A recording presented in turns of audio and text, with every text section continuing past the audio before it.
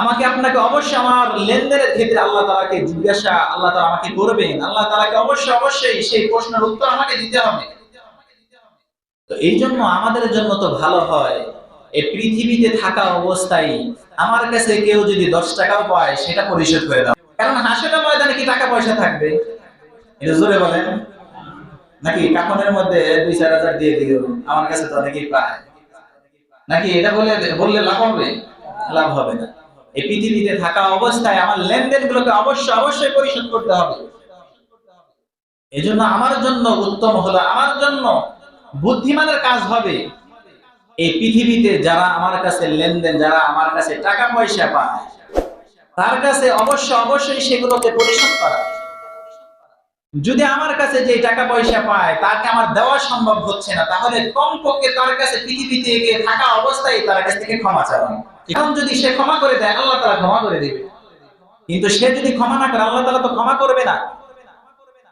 এই জন্য প্রত্যেকের অধিকারগুলোকে প্রত্যেকেরকে দিয়ে দেওয়া। আমার কাছে যে কেউ যদি পাওনা থাকে তার পাওনাদার দিয়ে দেওয়া। এখন আমার কাছে ব্যক্তিগতভাবে কেউ পায় না, আমি তো সমাজের কর্ণধার, আমার আন্ডারে অনেকগুলো মানুষ আছে। এই ক্ষেত্রে আমি যদি অনেক মানুষের হক নষ্ট করে থাকি, অনেক মানুষের কাছে আমি যদি ঋণী থাকি, তাহলে আমাকে একজনকে দিয়ে দিলে হবে না, এই ক্ষেত্রে প্রত্যেককে দিতে হবে। এখন আমি প্রত্যেককে কিভাবে দিব, প্রত্যেকের ঠিকানাই তো জানি না, তাহলে আমি যেখান থেকে নিয়েছি সেখানে দিয়ে দেব। যদি হারাম পন্থায় উপার্জন করে থাকি, আমি মদ বিক্রি করি, কি বিক্রি করি বলেন? সরকারের লাইসেন্স দিলেই তো সেটা হালাল হয়ে যায়, নাকি বলেন? এটা জোরে বলেন না, হালাল হয়ে যায়? হালাল হয় না। তা আমি যদি মদ বিক্রি করে আমি যদি উপার্জন করি, আমি যদি সুদের উপরে টাকা পয়সা ব্যবহার করে লাগিয়ে যদি আমি অর্থ কামাই করি, আমি ঘুষ খেয়ে যদি অর্থ কামাই করি, আমি ব্যাংকে টাকা রেখে সেখান থেকে যদি আমি সুদ নিই, তাহলে সেগুলোও পরিশোধ করতে হবে, সেগুলোকেও দিয়ে দিতে হবে। এখন বলবেন আমি তো ঋণ হয়ে গিয়েছি, কিন্তু তার তো কোনো ঠিকানা জানি না, তাকে কিভাবে দিব, আমি তো তার ঠিকানা জানি না। এটাও তার কাছে পৌঁছে দিতে হবে, কমপক্ষে তার পক্ষ থেকে আপনাকে সদকা করে দিতে হবে, তার পক্ষ থেকে কমপক্ষে সদকা করে দিতে হবে।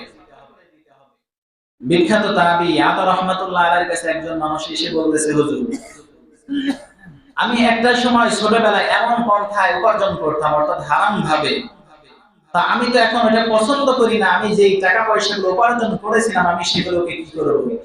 তিনি বললেন, তুমি ওই সম্পদগুলোকে কোন প্রকারের নেকির আশা ছাড়া তুমি সেগুলোকে সদকা করে দাও। কিন্তু এই সদকার মাধ্যমে আশা করা যায় আল্লাহ তাআলা তোমাকে যদি মাফ করে দেয়, তাহলে মাফ করতেও পারে, না করলেও আল্লাহ নাও মাফ করতে পারে। কিন্তু তোমার জন্য বুদ্ধিমানের কাজ হবে তোমাকে সেটা সদকা করে দেওয়া।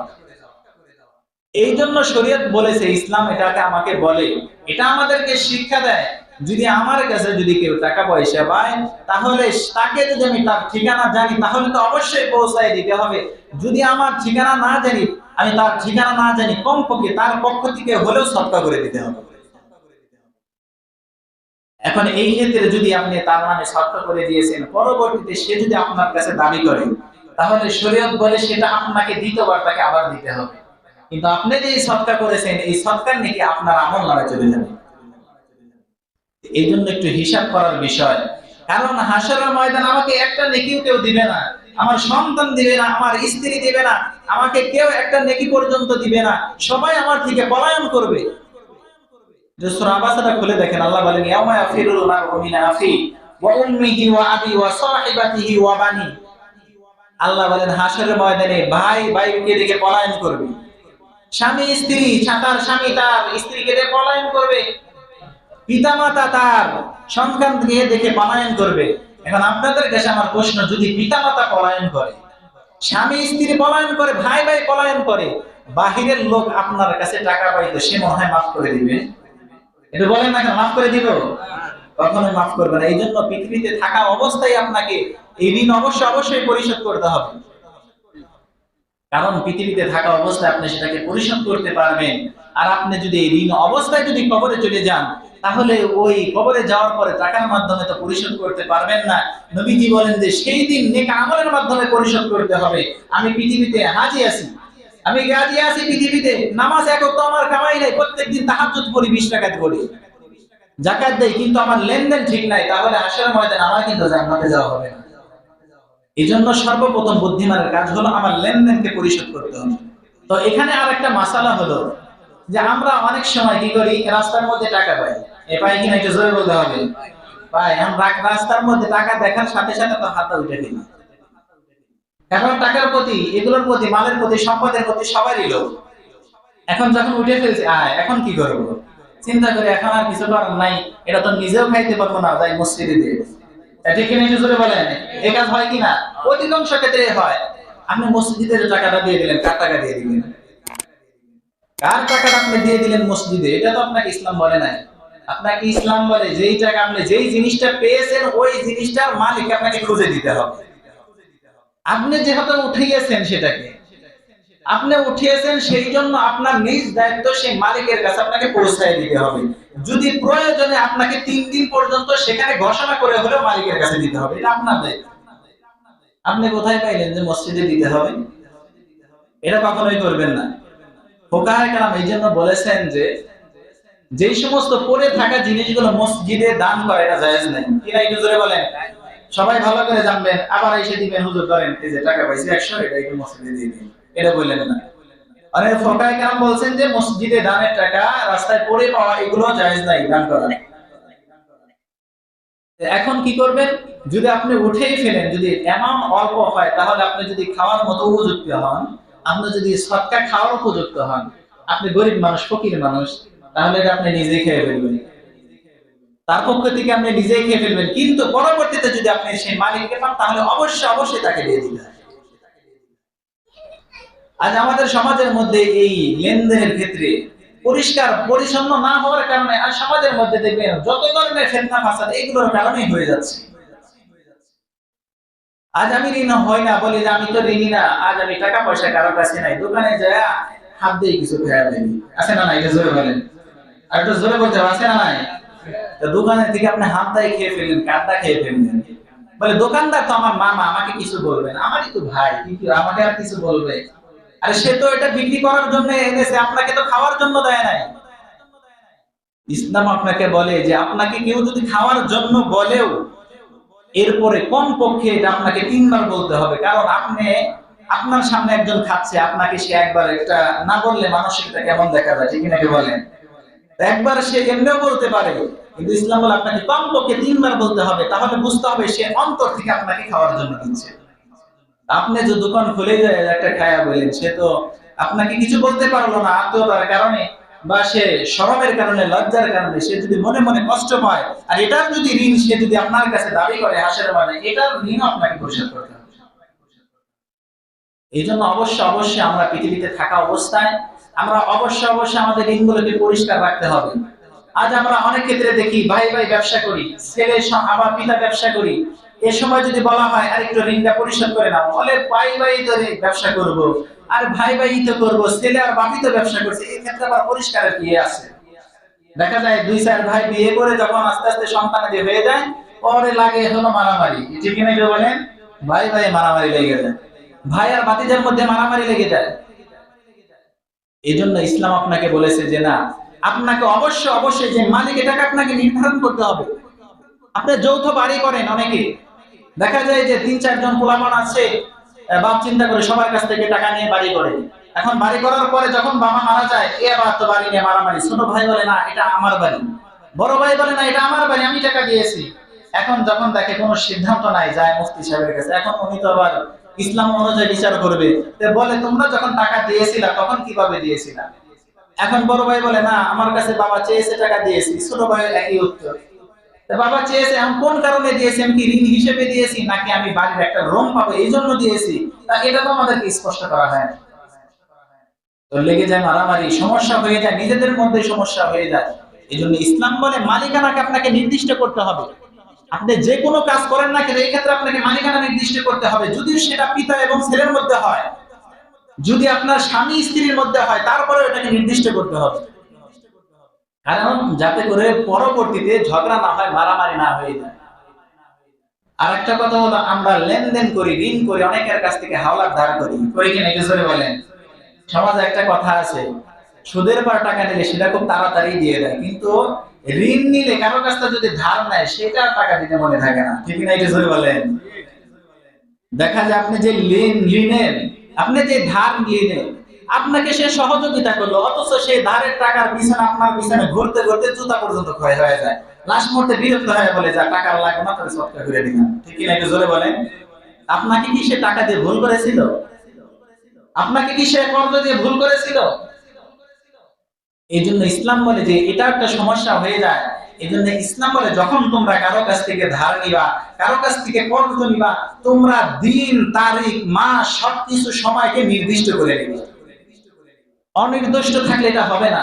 কারণ এটা নির্দিষ্ট করে নিতে হবে, যাতে করে পরবর্তীতে ঝগড়া বিবাদ না হয়ে যায়, মারামারি না হয়ে যায়। ইসলাম এটাও বলেছে যে তুমি এভাবে বলতে পারবা না যে ওমকে যেদিন বিদেশ থেকে বাড়িতে এবো সেদিন তোমার ঋণ পরিশোধ করবো। এই গাছে যে আমগুলো ধরেছে এগুলো যেদিন পেকে যাবে সেদিন তোমার টাকা পরিশোধ করবো, কারণ এই আম পাকা 1 মাস দেরি হতে পারে। ঠিক না? এটা বলে যে বিদেশ থেকে আসার কথা ছিল, সে 2 মাস পরেও আসতে পারে। এই জন্য লেনদেনের ক্ষেত্রে অবশ্যই সেটাকে আপনার নির্দিষ্ট করে নিতে হবে। আরেকটা বিষয় আমাদের সমাজের মধ্যে হয়ে যায়, ভাই যদি 2-3 জন থাকে, বাবা যদি মারা যায়, বড় ভাই মনে করেন যে গার্জিয়ান হয়ে সংসার চালাইতে থাকে, নিজের যেই ইনকাম সেটাও ভাঙতে থাকে সংসারের মধ্যে। 10-12 বছর গেলে দেখা যায় মারামারি। সে বলে যে না, এখানে আমার সম্পদ আছে, আমার টাকা দিয়েছি, বাকিরা আর মানতে চায় না, ঝগড়া বিবাদ শুরু হয়ে যায়। এখানে একটু বলেন। এই জন্য ইসলাম বলেছে যে মারা যাবে সাথে সাথে তার সম্পদগুলোকে ভাগ করে দিতে হবে। অবশ্যই তার সম্পদগুলোকে ভাগ করে দিতে হবে, যে যেই পরিমাণ পায় তাকে সেই পরিমাণে দিতে হবে। আমরা কি সেটা করি? আমরা সেটা করি না। চিন্তা করি যে বাবা তো মারা গেল, এখন যত প্রকারের খরচ আছে, যত প্রকারের মরার খাওয়া আছে, সবকিছু খাওয়ানোর পরে তারপরে আমরা সম্পদ ভাগ করব। আমি আপনাদেরকে একটা ঘটনা শোনাই। বর্তমানে তকি উসমানী বিচারপতি পাকিস্তানের, ওনার যেই বাবা, জমির বাবা যখন ছিল, ওনার বাবা থাকা অবস্থায় তারা কি করেছিলেন, ওনার বাবা এরকম সিস্টেম করেছিলেন, ওনার বাবার ঘরের মধ্যে যেই জিনিসই থাকতো, বাহির থেকে কোনো একটা জিনিস যদি তার ঘরে আনা হতো প্রয়োজনে, সাথে সাথে সেটাকে বের করে দিতেন। যদি পানি খাওয়ার জন্য, পানি পান করার জন্য যদি একটা গ্লাস আনা হতো, পানি পান করার সাথে সাথে দিয়ে দিতেন। এরপরে তকি উসমানী সাহেব তিনি বলেন, আমার বাবাকে জিজ্ঞাসা করলাম আপনি কেন এরকম করেন? তিনি বললেন যে দেখো, আমার রুমের মধ্যে যা আছে এগুলো আমার সম্পদ, বাহিরে যেগুলো আছে সেগুলো তোমার মায়ের সম্পদ। আর আমি এটা চাই না তোমার মায়ের একটা সম্পদ আমার রুমে আসবে, আর আসার পর আমি মারা যাব আর সেই সম্পদ আমার নামে চলে যাবে, এটা আমি চাই না। এই জন্য তার বাবা একজন বড় আলেম ছিলেন, তাফসীর মারিফুল কোরআন লিখছেন তিনি, মুফতি শফি সাহেব। তো তিনি মারা যাওয়ার পরে তাকি উসমানী সাহেব বলেন যে আমার এক শিক্ষক আসলো, আসার পরে তিনি অনেক দুর্বল ছিলেন, আমি তার জন্য রুম থেকে খামিরা নিয়ে গেলাম খাওয়ানোর জন্য, কিন্তু আমার উস্তাদ বললেন না, এটা আমার জন্য জায়েজ নাই যতক্ষণ পর্যন্ত এটা ভাগ না করা হবে। তখন আমি বললাম যে আমার যারা আত্মীয় স্বজন আছে, আমার যারা ওয়ারিস আছে, সবাই উপযুক্ত, সবাই বালেগ, সবার পক্ষ থেকে আমি আপনাকে দিয়েছি, আপনি এটা পান করলে, এটা খেলে তারা সকলেই খুশি হবে। তখন তিনি খাইলেন, খাওয়ার পরে বললেন দেখো, এটা এমন একটা সম্পদ যার মাধ্যমে যতক্ষণ পর্যন্ত এটা ভাগ না করা হবে এর মধ্যে নাবালকের সম্পদ থাকতে পারে। মানে কি একটু জোরে বলেন। অনেক ক্ষেত্রে বাবা মারা যায় না, ছোট বাচ্চা রেখে মারা যায়, এমনকি এর মধ্যে থেকে ওয়ারিসদের মধ্যে কেউ যদি অসন্তুষ্ট থাকে, সে সন্তুষ্ট না খাওয়ানোর জন্য, তাহলে এটা খাওয়ানো হারাম হবে। এখান থেকে যদি এক পরিমাণ, সামান্য পরিমাণ, 1 চামচ পরিমাণ খেলেও হারাম হবে, এই জন্য আমি খাইনি। কিন্তু আমাদের সমাজে দেখেন কি অবস্থা, আমাদের সমাজে কি অবস্থা, আমরা এটা যাচাই করি না। আপনার বাবা মারা গিয়েছে, আপনার বাবার নামে আপনি খাওয়াবেন, যত খাবেন খাওয়ান, আপনি নিজের থেকে খাওয়ান, আপনার সমস্ত সম্পত্তির মধ্যে থেকে আপনি খাওয়াইতে পারবেন না। কারণ এখানে আপনার একজন ভাই অসন্তুষ্ট হতে পারে, আপনার একজন নাবালেগও থাকতে পারে। যদি এই খাবার যদি আপনি খান, আপনি হারাম খাইলেন ডাইরেক্ট, আর এই হারাম খাওয়ার পর কারণে আপনার ইবাদত একটাও আল্লাহর কাছে কবুল হবে। আমরা তো এটা আজকে চিন্তা করি না। এই জন্য আমি বলি, হুজুরের বাড়িতে মিলাদ হয় না, দেখছেন কখনো? হয় নাকি একটু বলেন, দেখছেন কখনো? হুজুরের বাড়িতে মিলাদ হয় না, ডাক্তারের বউয়ের কখনো সিজার লাগে না। কারণ হুজুর চিন্তা করে এটা করার না করে কোনো লাভ নাই, তো এ করলেও কি না করলেও কি, ঠিক না? এটা বলেন এখনো লাভ নাই, তো এখন বলবেন না খাওয়াইলে তো মানুষের লাভ হয়। খাওয়াইলে লাভ হয় ঠিক আছে, কিন্তু যাদের অধিকার তারা পায় না। চিন্তা করে যে কারে খাওয়ান যায়, বড় কারে আছে, মাথা কারে আছে, দাওয়াত দেয়। যারা গরিব দুঃখী, যাদের খাওয়াইলে সব হবে, তারা পায় না। দাওয়াত খাইয়া যায়, যাওয়ার সময় মনে করে বলে কিরকম খাইলা, যা দিছে দাঁতের থাকাও তো বলে নাই।